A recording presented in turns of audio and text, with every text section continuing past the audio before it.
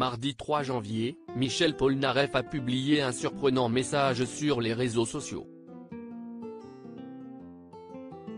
Le chanteur ne comprend visiblement pas pourquoi Anne Hidalgo, la maire de Paris, a décidé de le bloquer sur Twitter. La fin d'année 2022 a marqué le retour inattendu de l'une des grandes voix de la chanson française. 4 ans après son dernier album, qui marquait déjà son retour à la musique après presque 30 ans d'absence, Michel Polnareff a décidé d'offrir un album de reprise de ses plus grands tubes en piano-voix.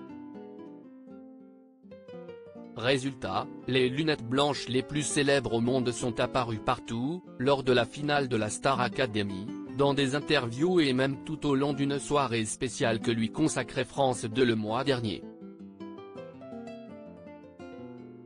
Une soirée qui avait d'ailleurs déçu ses fans, puisque le chanteur de 78 ans a semblé avoir eu recours au playback pour la plupart de ses prestations.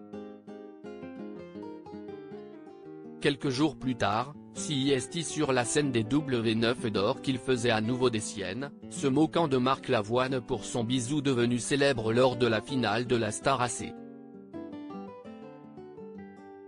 Très étonné par cette réaction, mais le retour de Michel Polnareff s'est aussi traduit par une présence accrue sur les réseaux sociaux, où il n'hésite pas à donner son avis sur l'actualité, lui qui avait notamment taclé le système fiscal français après avoir décidé de s'exiler aux États-Unis.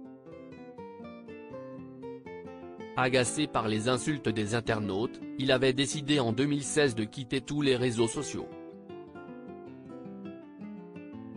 Mais ce mardi, CIST pour une raison bien plus surprenante qu'il a publié un nouveau message sur son compte Twitter. Le chanteur s'est en effet rendu compte qu'Anne Hidalgo avait bloqué son compte, l'empêchant de voir ou de commenter son contenu. Il ne fallait pas plus pour que l'artiste se moque de la maire de Paris, très étonné par cette réaction. Peut-être m'en veut-elle pour avoir créé Lettre à France et non Lettre à Paris, écrit-il en référence à son tube. Après avoir traduit pour une étonnante raison son message en espagnol, une pique aux origines de l'ancienne candidate à l'Élysée, Michel Polnareff conclut avec un jeu de mots, mais dans tous les cas de figure, ça pèse Delton, ajoute-t-il. Aussi lunaire que son univers.